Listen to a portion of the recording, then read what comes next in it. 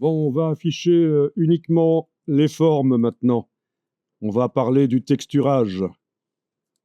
Donc, vous affichez uniquement le calque des formes et vous le déverrouillez. Et on va aller texturer une des formes. Donc, je sélectionne avec la flèche blanche plus. J'ai besoin d'afficher le contour de sélection pour voir ce que je sélectionne. Est-ce qu'on arrive à sélectionner? Ah, ben à l'intérieur, à l'intérieur.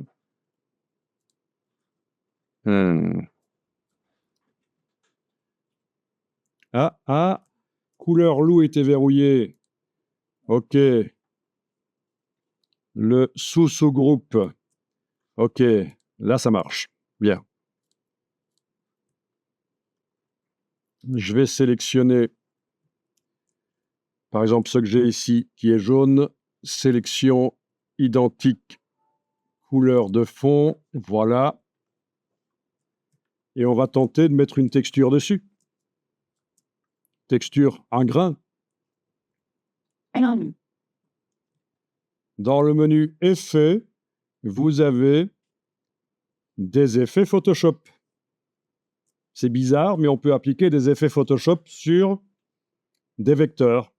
Et ça ne va pas pixeliser les vecteurs. Ce sont juste des effets pixels. Alors, il y en a un qui peut être intéressant, effet artistique, grain photo. Ça ouvre une grosse boîte là. On peut zoomer avec la Alt roulette. On a le grain photo. Oui, c'est la galerie des filtres. En fait, ici, il y a possibilité d'aller choisir d'autres choses. Mais c'est grain photo qui m'intéresse ici. Quelle différence avec grain d'ailleurs? À grain,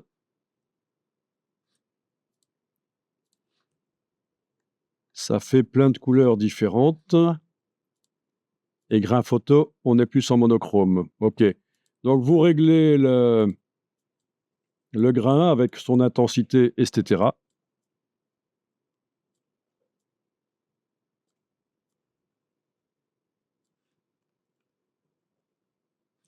Vous appliquez.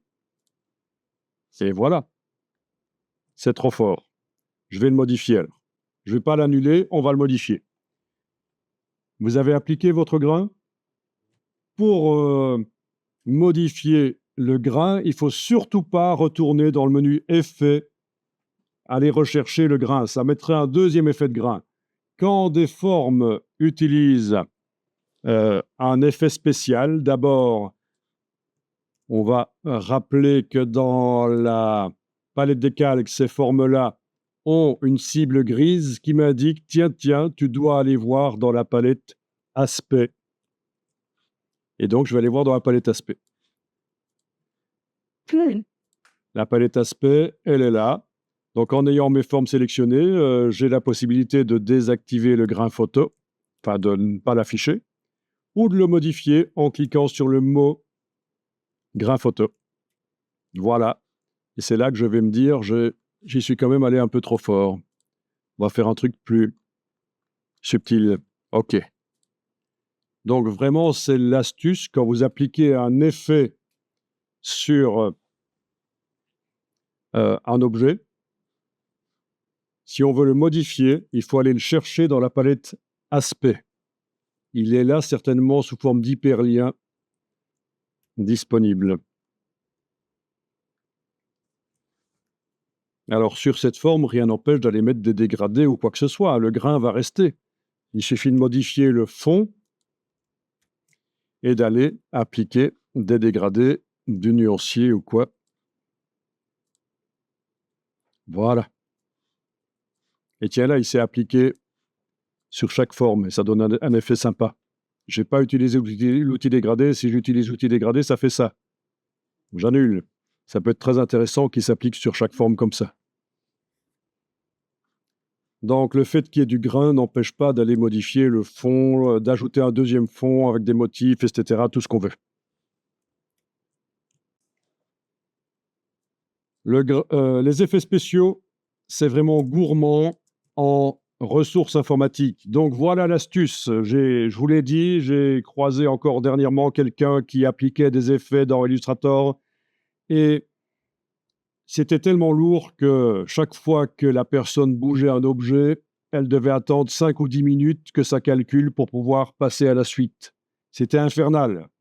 Et donc je lui ai dit, mais réduis la résolution des effets, le temps de faire le boulot, de modifier les formes, et puis quand tout est nickel, tu remontes juste avant l'exportation du PDF. Et c'est ce qu'on va faire ici. Donc parce que ça demande pas mal de ressources informatiques. Donc, ça, c'est vraiment très intéressant. Menu effets, paramètres des effets de pixelisation. Et vous allez trouver un réglage là, de résolution qui est celui qu'on voyait quand on faisait un nouveau document. Mais on peut le modifier après.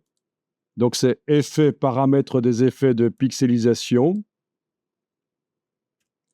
On est à 300 pixels par pouce. Si je passe à 150, et que je clique sur OK, vous allez remarquer que le grain va changer. Voilà, il est plus grossier. 150, c'est la moitié de 300. Mais comme on travaille en résolution linéaire, en fait, ça fait 4 fois moins de pixels. C'est 4 fois plus rapide, du coup.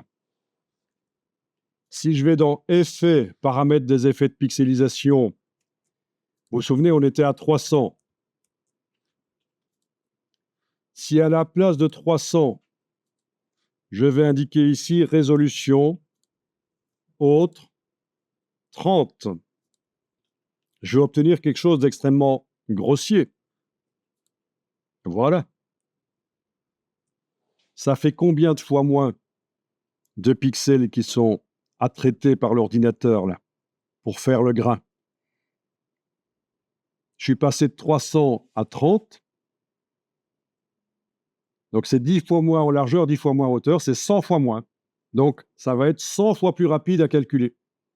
Vous voyez, c'est intéressant. Et bien sûr, à la fin, quand j'ai fini mon travail, je peux retourner là, avant l'exportation PDF ou l'enregistrement du fichier Illustrator pour l'importer dans InDesign. Je peux même monter plus, 600. J'aurai quelque chose d'encore plus précis que ce que j'avais au départ, quoi. C'est pas génial, ça?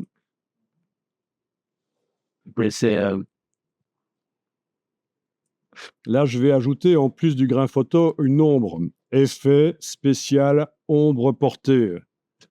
Toujours sur mes formes qui sont sélectionnées. Voilà. Vous voyez ce que ça donne? Ça peut être intéressant. Voyons un peu. Au niveau de la direction, oui, ce qui est dommage, c'est que par rapport à Photoshop, c'est pas évident de faire la direction. Je vais peut-être mettre ici 0. Touche tabulation. Voilà. Atténuation, elle est peut-être un peu forte. Je vais mettre 0,5. OK. Le décalage sur X, 0,5. Voilà. Ouais, ça peut être intéressant relativement, ça.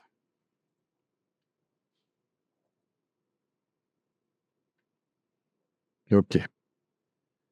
Bon, c'est moins bien que Photoshop pour l'ombre portée, il y a moins de paramètres. Mais donc, ça va être la même chose. Si je veux modifier l'ombre portée que je viens de mettre sur les objets, je ne la vois pas.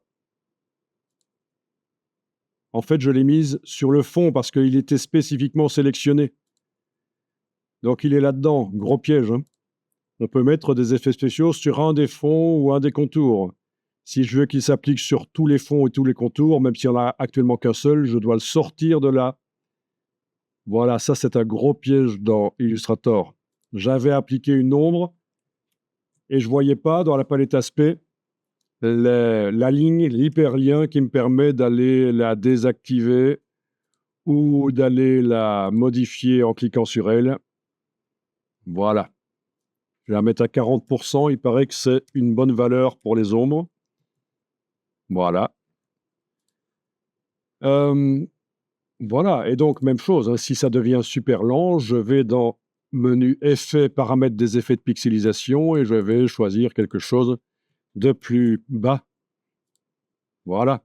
C'est un peu moche, mais on sait que c'est temporaire.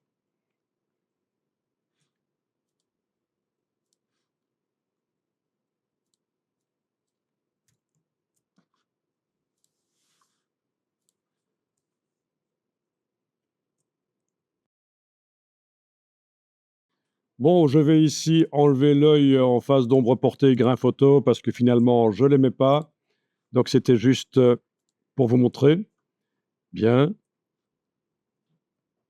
Alors, je vais peut-être quand même mettre un dégradé différemment.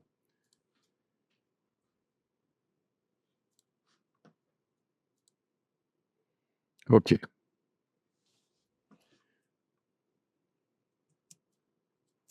Oui, alors on l'a pas dit, mais il n'est pas interdit d'aller mettre des contours aussi, hein.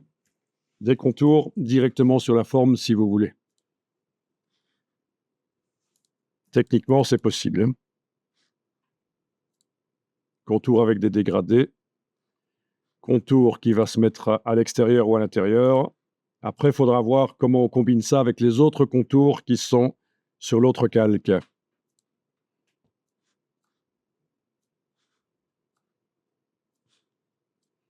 Donc ici, c'est bien sûr pas un tuto pour apprendre à faire une tête de loup dans Illustrator. Le but, c'est, vous l'avez compris, c'est de comprendre comment ça fonctionne et de transférer vers vos illustrations à vous. Voilà. À un certain moment, on fera l'exportation vers Photoshop parce que vous allez voir, c'est le secret. Toutes les images que Adobe vous montre des choses faites dans Illustrator ont été retravaillées dans Photoshop pour donner du punch, pour donner de la texture, au niveau du contraste du punch, la texture éventuellement. Donc c'est très intéressant de finaliser dans Photoshop. Puis après, on passe dans InDesign pour du texte éventuellement. Que dire de plus? Ah tiens. OK.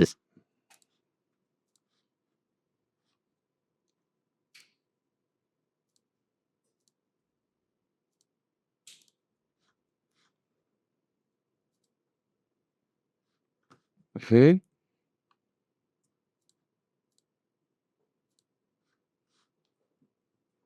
Intéressant. On va voir ce que c'est. Donc, que dire de plus? On va passer à la recolorisation d'illustration. Vous n'êtes peut-être pas très doué dans le choix de couleurs, ou en tout cas, vous pensez que vous ne l'êtes pas beaucoup.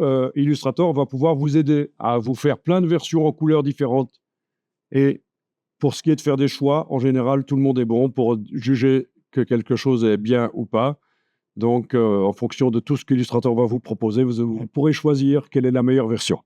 On pourrait le faire sur l'illustration ici, mais on va passer à un certain moment à une autre illustration plus simple pour tester la recolorisation.